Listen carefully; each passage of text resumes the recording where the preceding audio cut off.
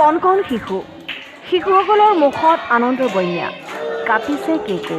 কাৰণ 6 জুলাই তাৰিখে পৰম পাৱন 14 নং দালাই লামাৰ 89 সংখ্যক জন্মদিৱস।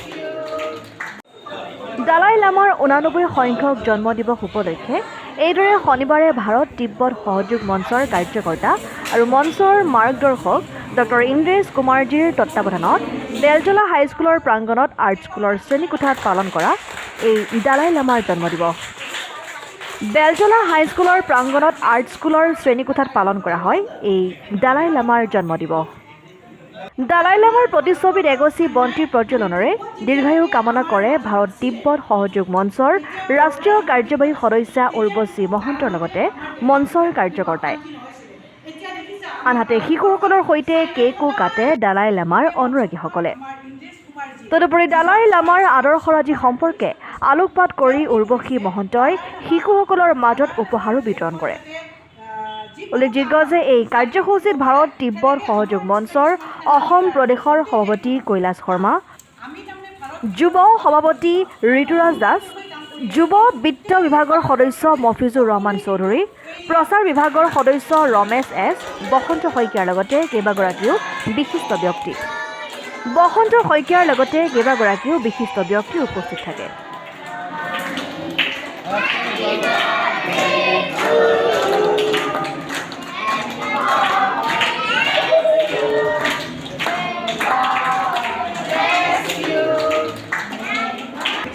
সংখ্যক মানে 89 সংখ্যক যিটো জন্মদিন 14 দালাই লামা 14 নম্বৰ দালাই লামা এওঁ হৈছে শান্তিৰ নোবেল বঁটা পাইছে ইতিমধ্যে চবেই জানে। আৰু তেওঁৰ বিশেষত্ব এটাই আছে যে তেওঁ নিজৰ দেশখনৰ কাৰণে আমাৰ ভাৰতবৰ্ষটো এক্সাইল গভৰ্ণমেণ্ট অৰ্থাৎ মানে কি গভৰ্ণমেণ্টখন কৰি পেলাই তেওঁৰ যাতে দেশৰ মানে তিব্বতৰ যাতে শিক্ষা সংস্কৃতি কোনো কাৰণতে ম্লান হৈ নাযায় তাৰ কাৰণে কিন্তু অপপুৰুষাৰ্থ কৰি আছে এই মহান ব্যক্তিজনক। আৰু এই মহান ব্যক্তিজনক আমাৰ যিটো ভাৰত তিব্বত সহযোগ মঞ্চৰ মাৰ্গদৰ্শক ইন্দ্ৰেশ কুমাৰজীয়ে কি কৰিছিলে, তেখেতক যেতিয়া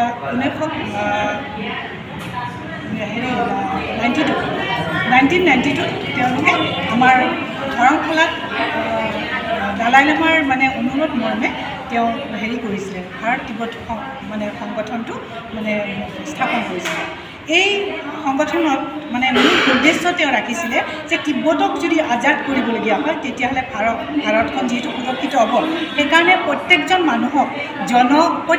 মানুহৰ মানে ঘৰে ঘৰে অৰ্থাৎ প্ৰত্যেকখন ৰাজ্যত গৈ তেওঁলোকে এইটো এটা কৰিছিল যে তিব্বতৰ আজাদী যেতিয়ালৈকে নহয় মানে স্বাধীনতা নাপায় তেতিয়াহ'লে আমাৰ দেশে কেতিয়াও সুৰক্ষিত হ'ব নোৱাৰে।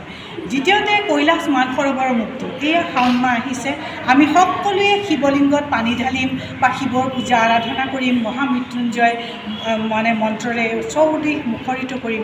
কিন্তু আমি এটা কথা ভাবিব লাগিব যে আচলতে আমাৰ প্ৰভু ভোলানাথ আচলতে তিব্বতত বন্দী হৈ আছে, কৈলাশ মানসৰোবৰত বন্দী হৈ আছে। গতিকে এই বন্দিত্বৰ পৰা আমি কেনেকৈ মুকলি কৰিব পাৰোঁ সেই লৈ আজি ইমান বছৰৰ পৰা দালাই লামাৰ সৈতে আমাৰ বহুতখিনি কথাত আগুৱাই গৈছোঁ, কিন্তু ইমানখিনিলৈকেও ঢুকি পোৱা নাই যিমানখিনি আচলতে আমি কৰিব পাৰোঁ বা আমাৰ চৰকাৰেও কৰিব পাৰে। গতিকে মই ভাবোঁ যে অসমক কেন্দ্ৰ কৰি যিহেতু আমাৰ ইয়াতে ভাৰত তিব্বত সহযোগ মঞ্চৰ টাৱাং তীৰ্থযাত্ৰা কৰে, টাৱাঙক যেতিয়া তীৰ্থ বুলি কৈছে তাৰমানে সেই মহান ব্যক্তিজনে টাৱাঙক তীৰ্থভূমি কৰা মানে কি হৈছে যে সেই তীৰ্থত আহি সেৱা কৰা মানে যে আমাৰ এই দেশখনৰ এই যিটো সীমা এইটো যাতে সদায় সুৰক্ষিত হয়, সেইকাৰণে আমাৰ টাৱাং তীৰ্থযাত্ৰাটো তালৈকে মানে কৰা হৈছে। গতিকে এই গোটেইখিনি কথাৰ পৰা আমি গম পাইছোঁ যে যি সময়ত আমাৰ ভায়ে ইজন ভায়ে সিজন ভাইৰ খবৰ নাজানে বা ইঘৰে আমাৰ সিঘৰে নেইবাৰবিলাকে খবৰ নাজানে প্ৰতিবেশীয়ে, সেই সময়ত আমি ভাৰত তিব্বত সহযোগ মঞ্চই প্ৰতিবেশী ৰাষ্ট্ৰৰ কাৰণে যুঁজি আছোঁ অহৰহ।